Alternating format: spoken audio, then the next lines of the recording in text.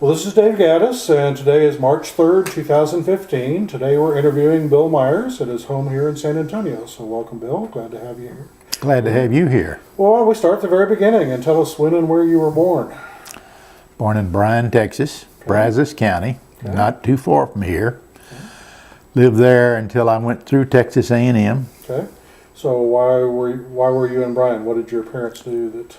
My dad owned a hotel, and his father before him owned a hardware business there, and his grandfather before him owned a mercantile business.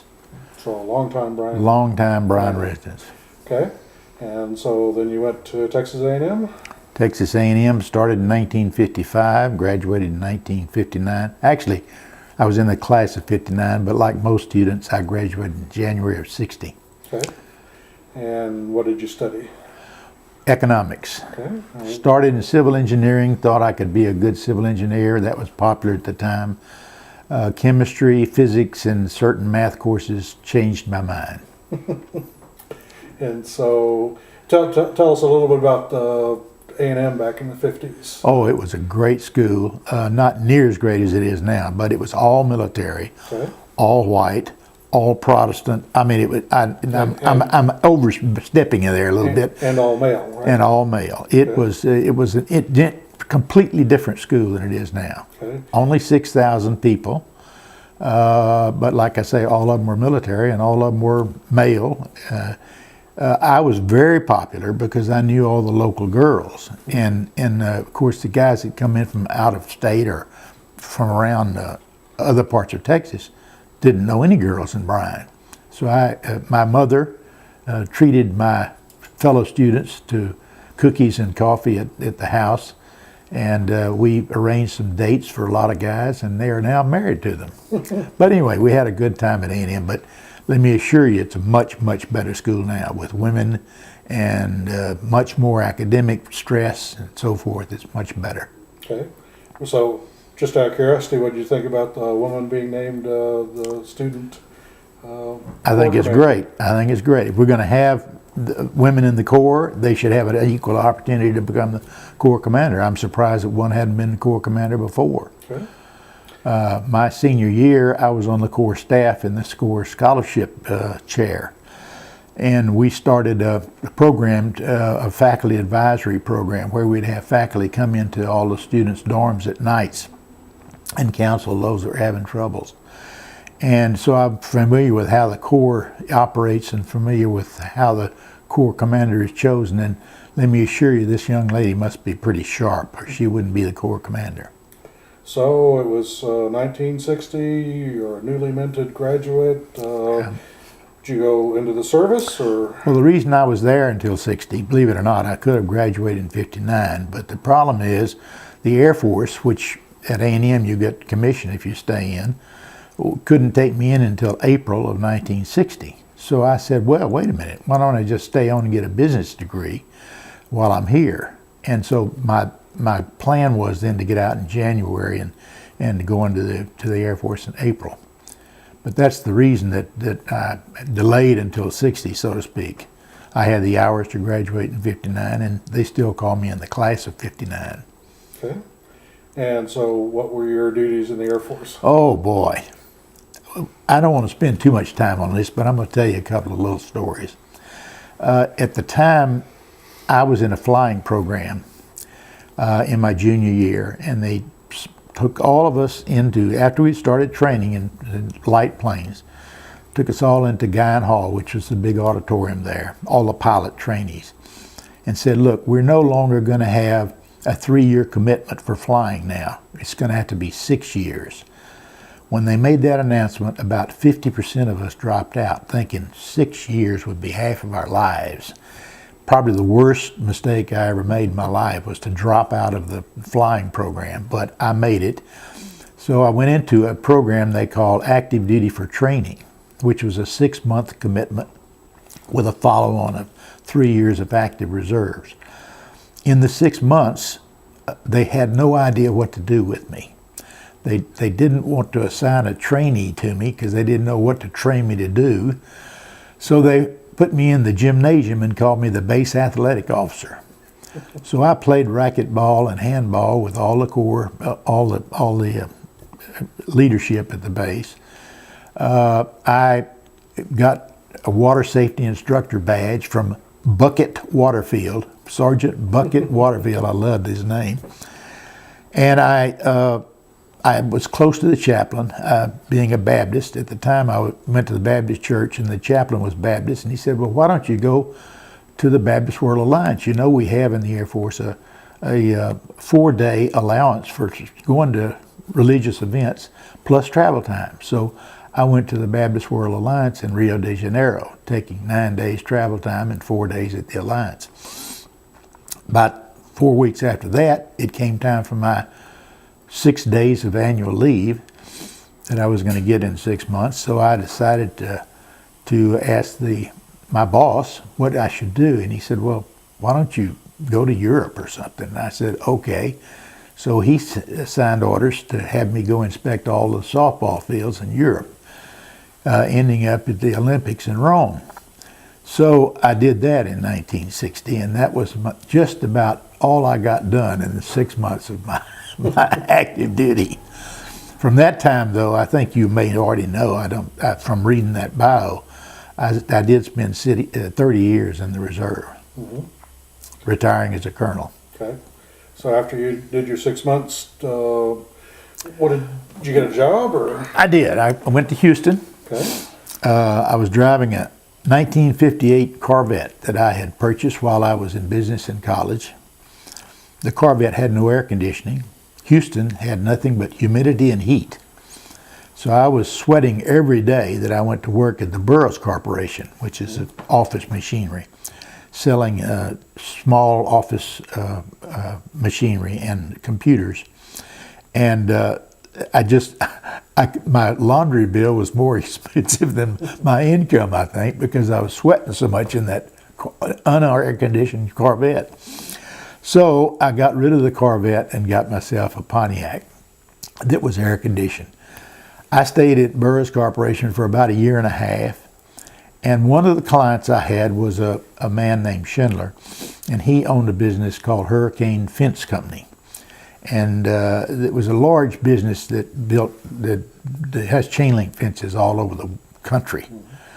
And he was impressed with the way I was handling myself in the sales pitch and asked if I'd go to work for him. So I did. And I spent 3 years with him before I decided to go to graduate school. Okay. And what made you decide to do graduate school? Another good question. As I graduated through the fence business, we wanted to find other products, so they put me in charge of a division that we called the New Products Division. One of the new products that we came up with was to build a steel building. So we started building steel buildings, farm buildings, barn buildings, and because we manufactured a lot of the steel and galvanized a lot of the steel in the business.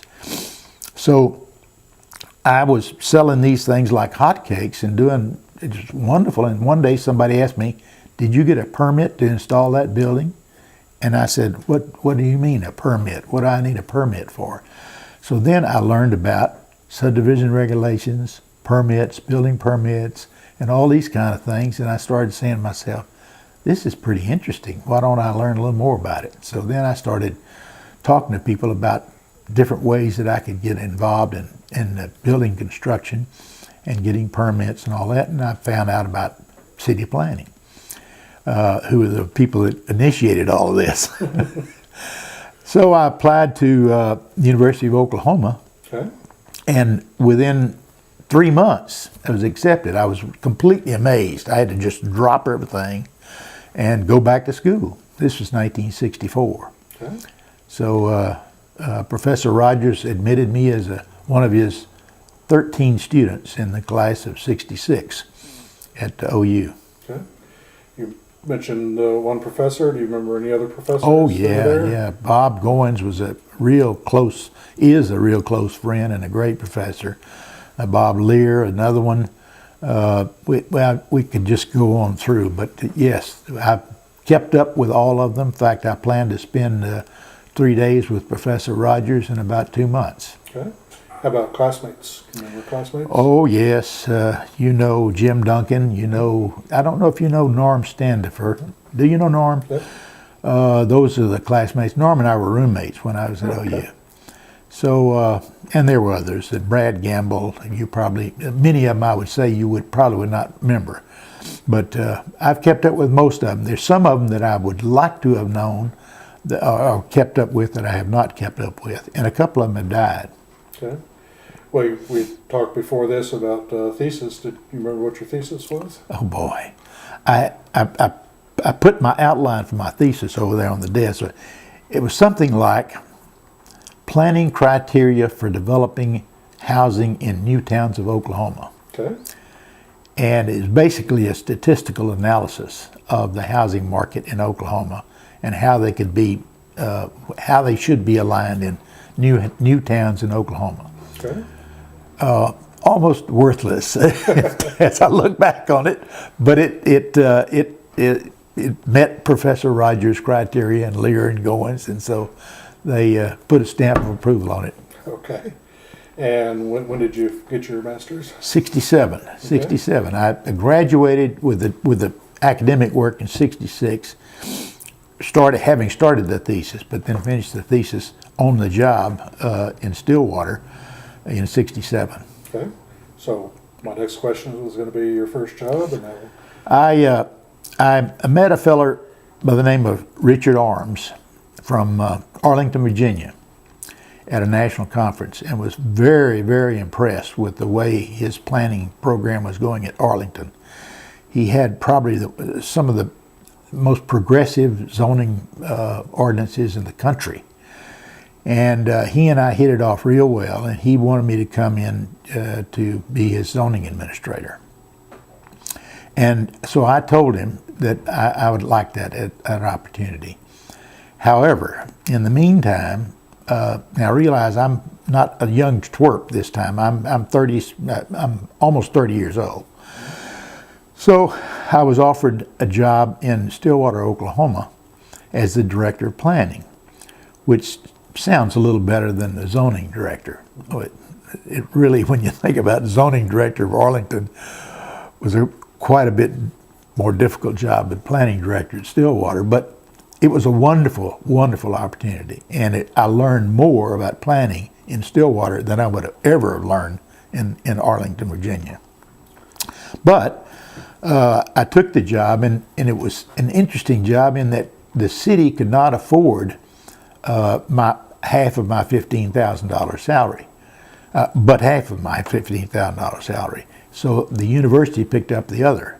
And that arrangement had been true with Fred Russell, the fellow that preceded me, that the city pays half and the university pays half. And for that, I taught a course in planning at the university. So it was great for me in that I had both the town and the gown relationship. And I had a good planning commission. We did a lot. I had some good employees. They finally made me the director of community development in the 4 years I was there, and that included the engineering department. So very seldom do you see engineering under planning. In this case, we were.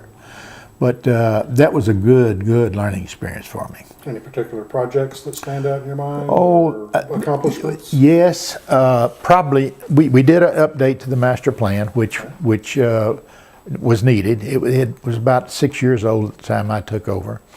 But probably the thing that I appreciate more than anything else, having gone back to see the accomplishment, we set up an industrial district with a planned industrial layout of not the names of businesses, but the types of business, heavier industry. And we developed 1 square mile, or allocated 1 square mile of the part away from the downtown for that industrial development. And it was tough getting it through because of property ownership and things like that. But going back 15 years later and seeing what had happened just really was great, because they had done basically what we had set out for them to do 15 years later. It was really great. Okay. So after 4 years, you moved on?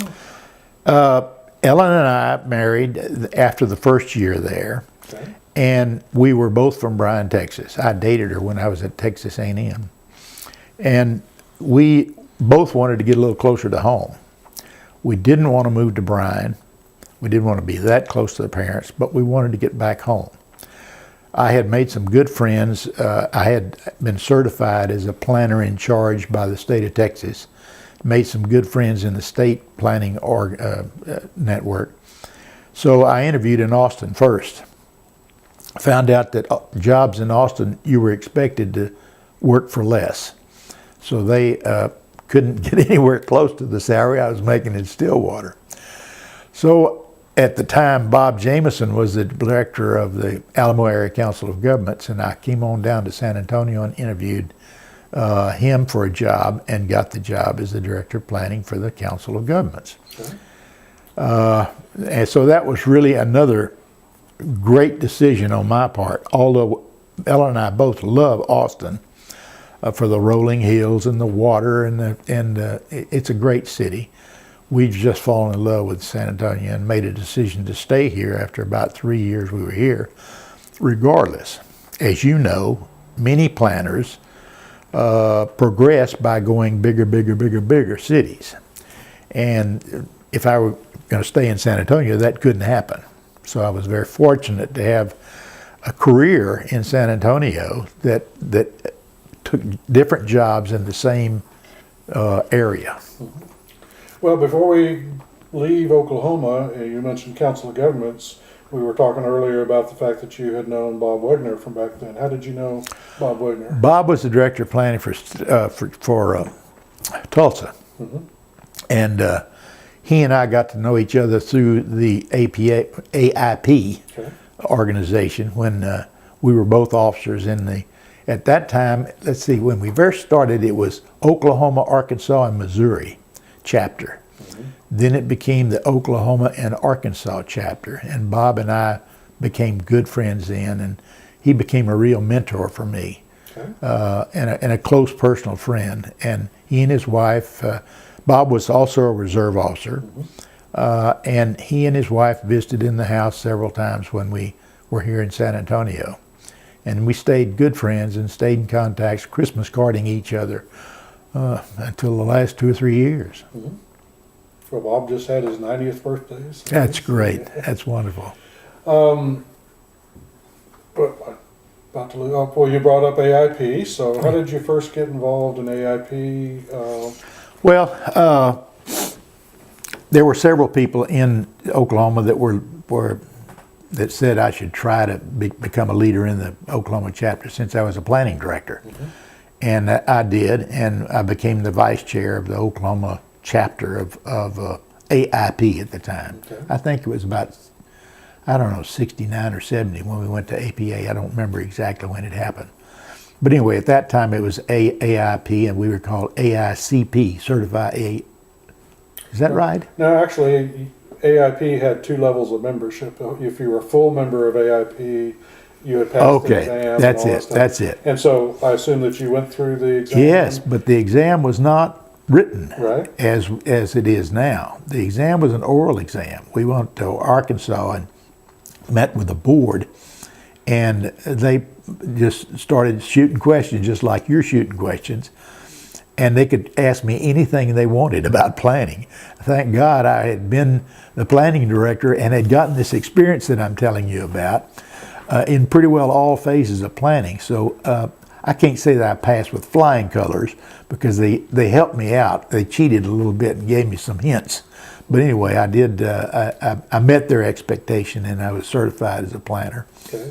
And then you got involved with the chapter. Yes, we for 2 years I really enjoyed.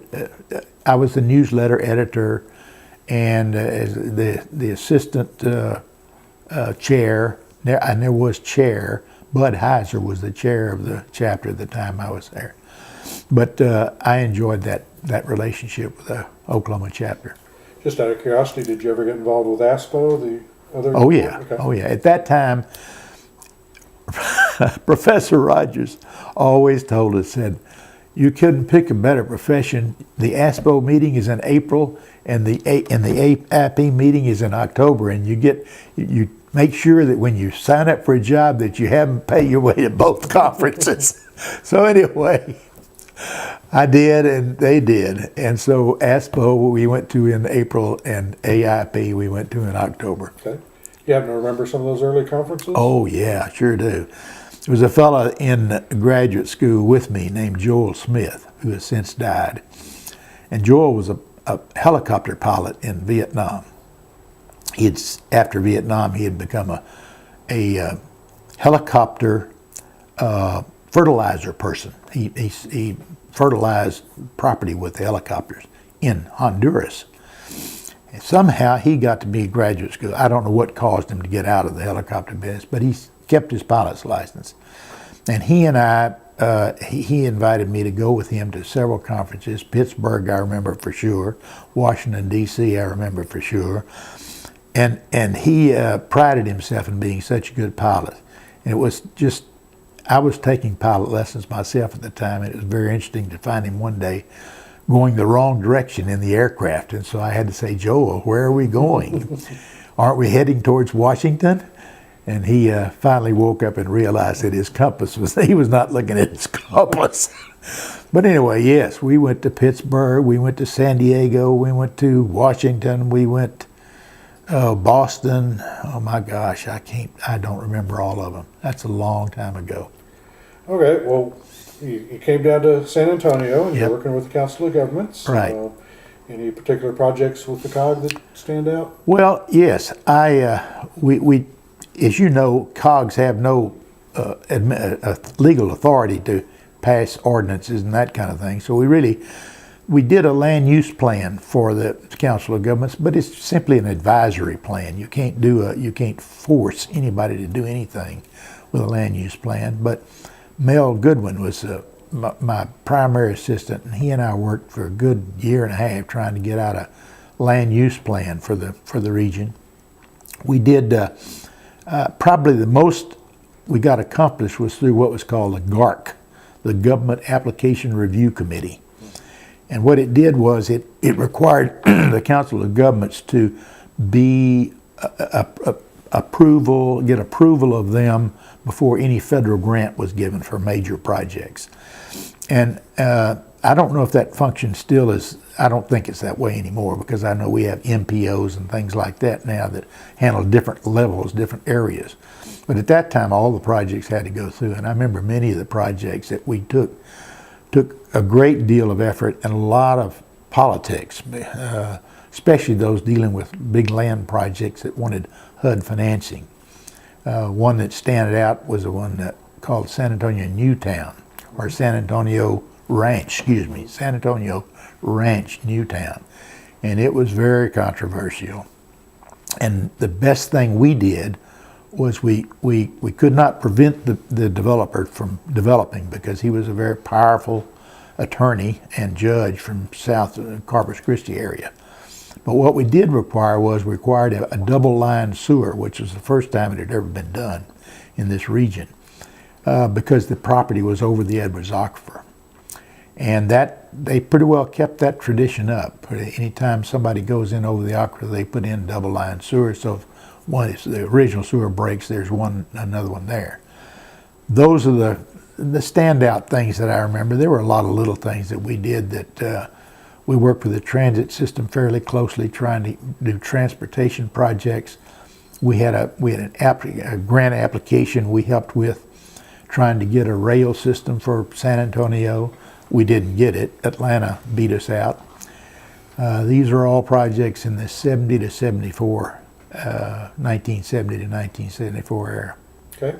And when you left ACOG, where to then? Well, one of the very active members in that GARC committee I was telling you about was a man by the name Tom Fuller. And Tom was the assistant administrator of the San Antonio Transit System. At that time, it was called San Antonio Transit System rather than the VIA it is now.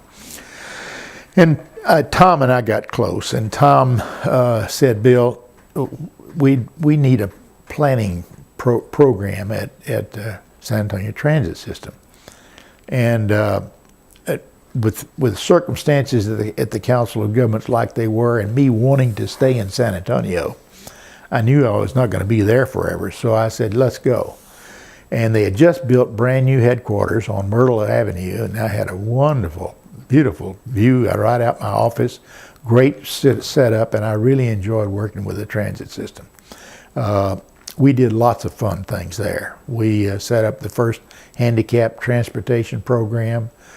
We did a long-range plan for the transit properties, much like the industrial plan I was telling you about at Stillwater.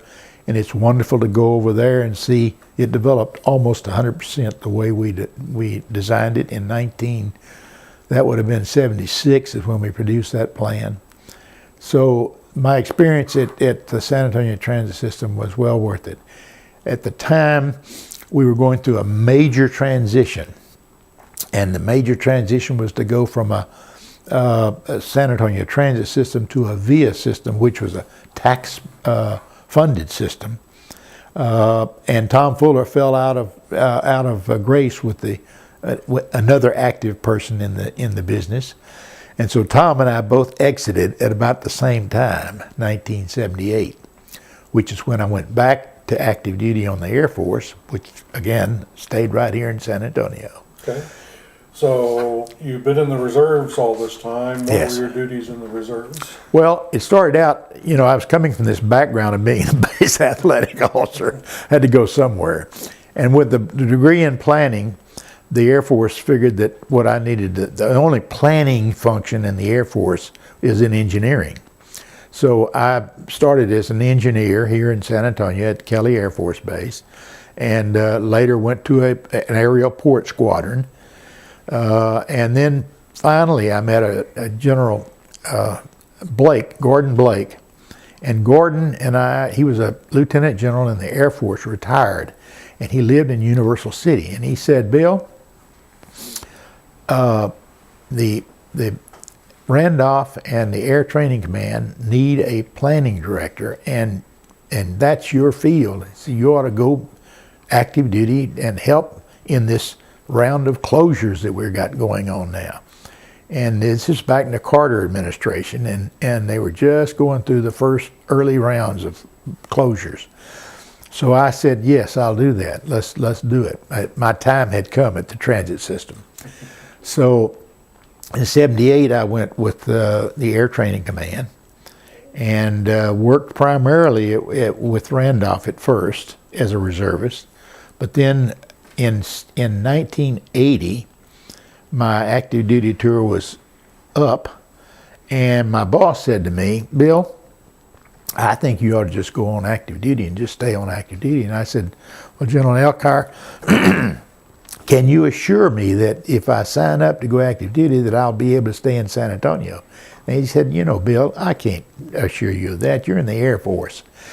He said, you're going to have to go where the Air Force wants you to go. And I told him, I said, General Elkhart, I really have enjoyed being working with you, but I'm not going to leave San Antonio.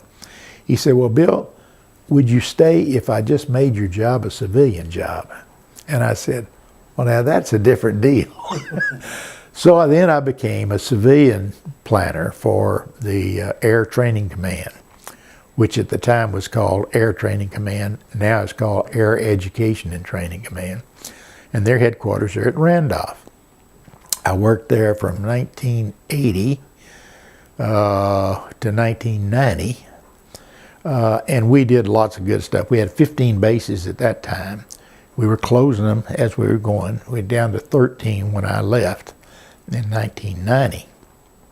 In 1990, the U.S. Air Force headquarters decided to disperse many of their functions out away from Washington. And they wanted to set up an environmental center that would take care of all the environmental concerns of the Air Force. And fortunately, the person that was to head up the new agency was a San Antonio native. And he said, I'll take on this job only if you let me set the agency up in San Antonio. So he did. And we created we didn't create it, I didn't create it. It was called the Air Force Center for Environmental Excellence. So in 1990, I went to work for AFC, which was at Brooks Air Force Base. Now, all this time I've been in San Antonio. I worked in downtown San Antonio at the COG. I worked for the transit system a mile and a half from the COG. I worked at Randolph, which was 10 miles from my house, and I worked at Brooks, which was 12 miles at my house. So I worked at Brooks for the Air Force Center for Environmental Excellence, mainly in closures. This is when we were into the heavy BRAC 1, 2, 3, 4. And my responsibility was to do the environmental work, the planning for the environmental work, which involved the land use planning, the reuse planning for the bases that were being closed, and to take care of the staging of the environmental cleanup. And I was the director of the environmental planning branch for the Air Force Center for Environmental Excellence. Remember some of the more significant bases that you actually closed? Oh, boy, do I ever. The most significant is a funny story. It's a sad story. In round 2, I think, the Air Force decided to close Chanute Air Force Base in Illinois. And it was one of my favorite bases because it was close to Chicago, and it was close to the university, and I enjoyed going up there.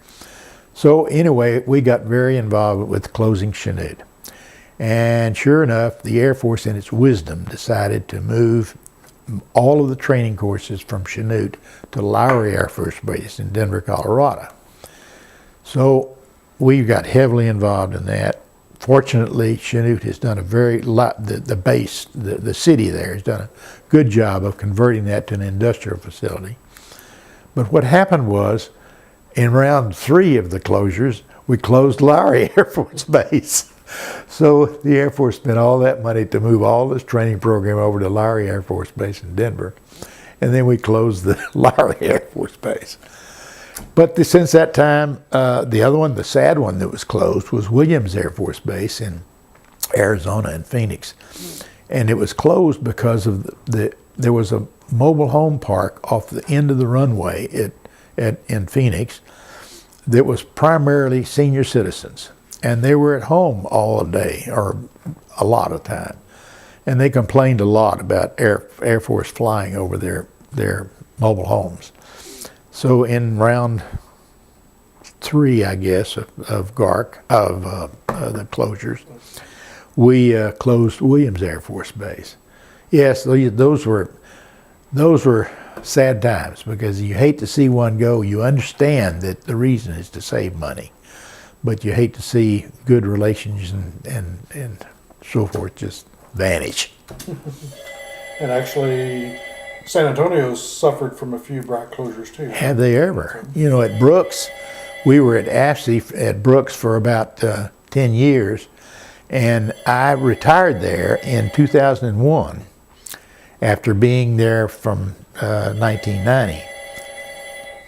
And I'm sure that picking that up, I'm sorry. But anyway, I retired there in 2001, and the base was still open, but it was on the closure list. Has since closed, and now it's changed names twice.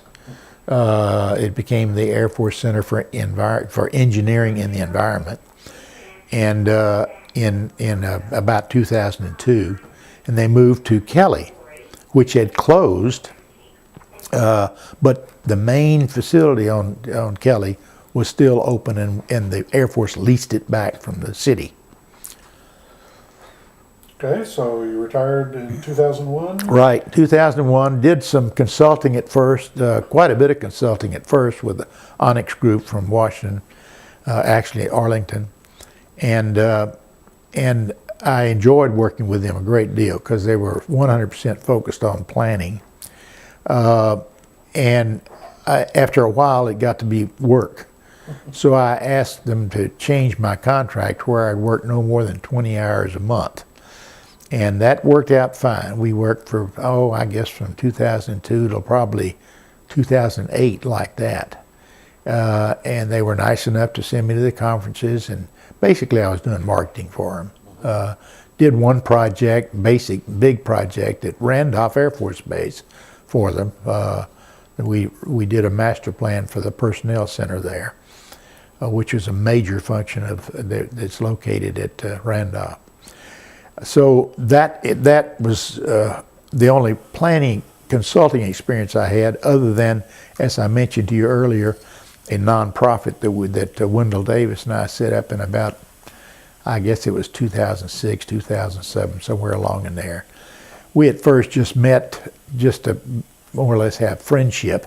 There were 3 or 4 of us. Roger Blevins came in, L.K. Travis came in. But we're all the old heads that knew each other here and had worked together in this local section to build it up.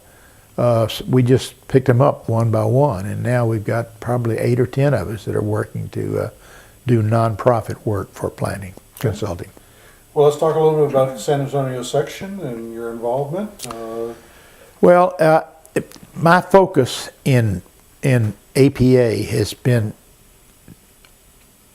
local and federal. I helped Phil Clark, and I presented the paperwork to establish what was then called the Federal Installation Planning Division. To our benefit, we realized that word installation was scaring away a lot of federal employees, and so we got rid of that word, and that made the division jump up in membership. So I helped start that planning division. Okay.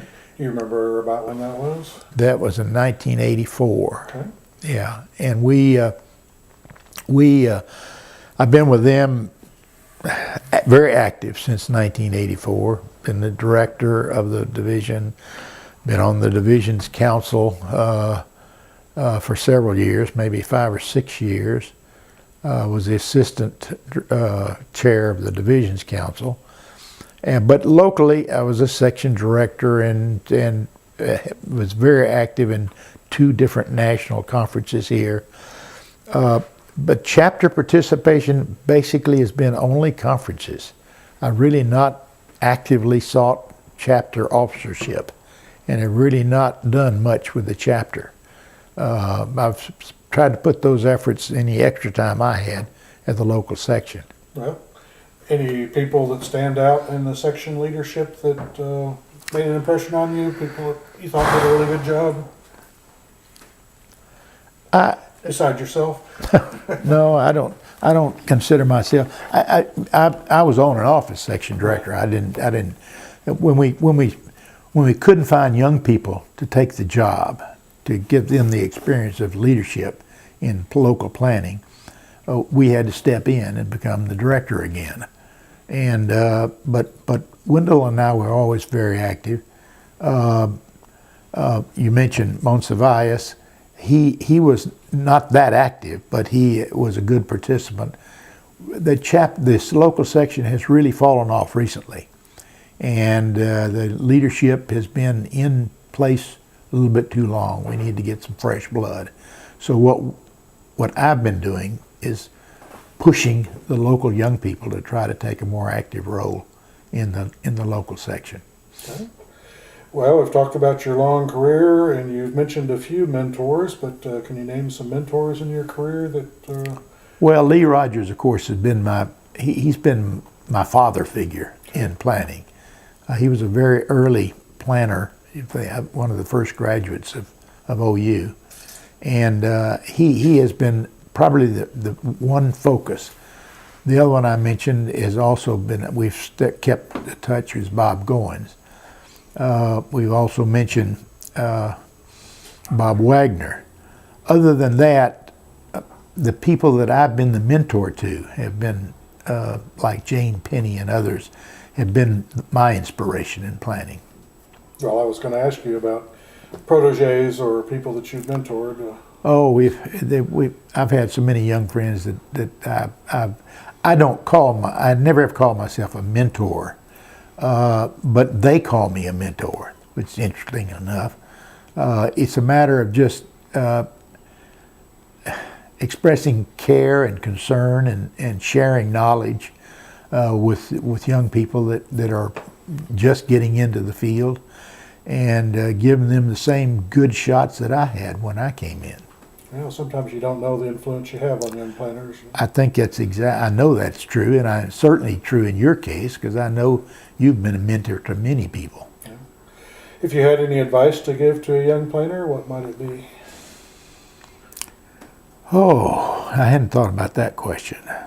I would say get very active socially, politically in the community that you're serving, and not just professionally. And professionally is obviously you're expected to be ethically correct and technically correct, but you really got to immerse yourself in local social relationships and politics to really benefit from a good experience in planning. Okay. You mentioned a couple of national conferences that you worked on here in San Antonio. Any particular events? Oh, of course. That happen to stand out? Anytime anybody comes to San Antonio, they want to go to Night in Old San Antonio. So both of the ones that we hosted here, I think in 2000 and 2006, if I remember correctly. No, there was an earlier one. 2006, I wasn't that active, but I did help the young people. But 2001 and about 1994, don't correct me, Dave, here, but somewhere in 94 and 2000, we had massive Night in Old San Antonio in La Villita Plaza. Don't remember a whole lot about the program because I was behind the scenes and working to try to pull the thing off. But we made lots of money. We really made. That was in the time when APA shared the money much better than they do now. So we've covered a lot of territory. Is there anything that we haven't talked about that you want to talk about? I don't think so. I really don't. I think you pretty well. You've done a great job of interviewing. You've obviously done this before, and I would say that I'm very happy where I am right now. Retirement has really been a pleasure. The thing that I would offer one other piece of advice to a person thinking about retirement, and that is start working now on priorities. Because when you retire, there's no longer somebody telling you what to do, except maybe perhaps your wife. And you have to set your own priorities, and it gets very difficult to decide between television and working on a project or whatever. So priorities are very, very important when you retire. And so what have you been doing in your retirement? I guess you've been traveling? Oh, lots of travel. We've been traveling all the time. My wife and I love to travel. She's been a professor of history at San Antonio College for 42 years. Finally retired 2 years ago. But with the extra income we've had, we've been able to afford good travel. We've been to about 60 countries and 5 continents. We really traveled lots and love travel. But church work is the big consumer of time. I probably spend 2 days a week minimum involved in my church.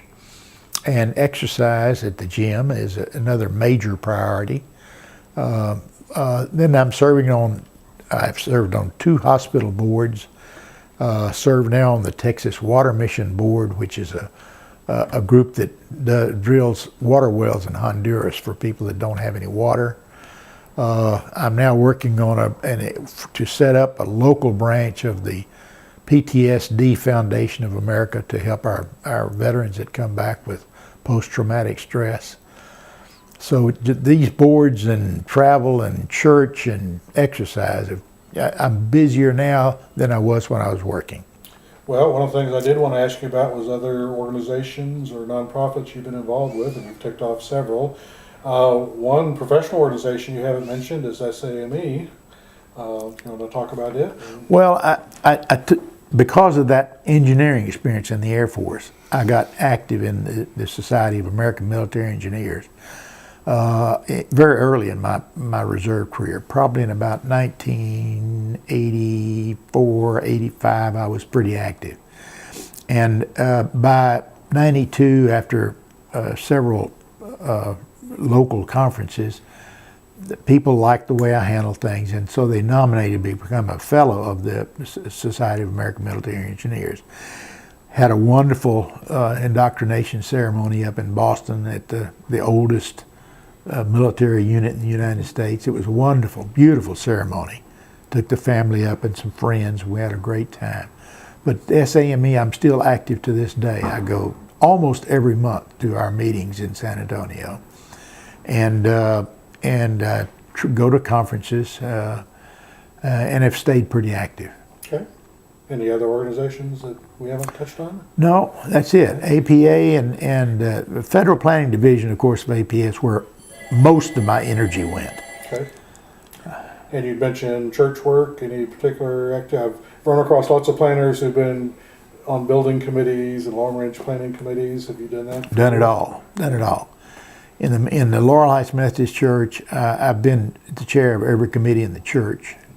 Well, the last 4 years, I was chair of the trustees, which is they basically take care of the church. And I also have, through the encouragement of a senior pastor many years ago now, I became active in the higher church in the Methodist Church. Okay. So I served on district and conference and jurisdictional committees also. Okay. I seem to recall you saying that you were a Baptist when you started out. Did. As a matter of fact, when we married, my wife was Episcopalian, Okay. and I was Baptist. My wife wasn't willing to go as far right as a Baptist, and I wasn't as willing to go as far left as the Episcopalian, so we started studying churches. And we looked at Lutheran, Christian, Methodist, Presbyterian. We went all around. Finally decided on the Methodist Church when we were in Stillwater, Oklahoma. And it's, as far as the church atmosphere and the church participation, it's the best decision I ever made in my life. We love the Methodist Church. And I think you also mentioned you were learning how to fly. Do you still fly? Or No, I don't. I did get a pilot's license, kept it for about 4 years. Couldn't convince my wife that flying was in her blood, and certainly was not going to fly by myself solo all over the country. I did enjoy a lot of long flights with others, but I gave up my pilot's license. It's very expensive to fly, and you've got to go through medical requirements that are extra and so forth. So in about 1984, no, it's before that. About 1980, I just dropped out of flying. Okay. Always enjoyed it though. And you mentioned traveling in retirement, and you just got back from a trip to Morocco. Had a wonderful time. And A great experience that I was not expecting. I really didn't think I was going to see anything special in Morocco. And much to the contrary, it was a great country to visit, and I recommend any planners to go look at Morocco. They don't plan the way we do, though. They have a king. But the food is outstanding, and it is not heavily spiced like I thought it would be. It's spiced because the French influence in Morocco is evident in their food, and their food is wonderful. Of course, they've got lots of history. We saw Roman ruins several different places. The markets in Morocco are just, Fez and Marrakesh are just unbelievable. You get lost completely in the markets. You have to have a guide to get you out of the thing. They're like huge mazes. okay. But yes, we enjoyed the You trip have to. any other trips planned? Well, my wife is taking on a new role with an organization called the Manuscript Society. She's going to become a member of their board in May, and so we're going to be at their annual conference in Kansas City in May. We had a trip set up for for England in July, but the problem is they didn't get enough people signed up to take it. So we're going to have to go out and find some place else to go in July. Well, any last words? That's it, Dave. Thank you very much for being here. Christina, thank you for being here and helping in this project that I think is very worthwhile. Okay. Well, thank you.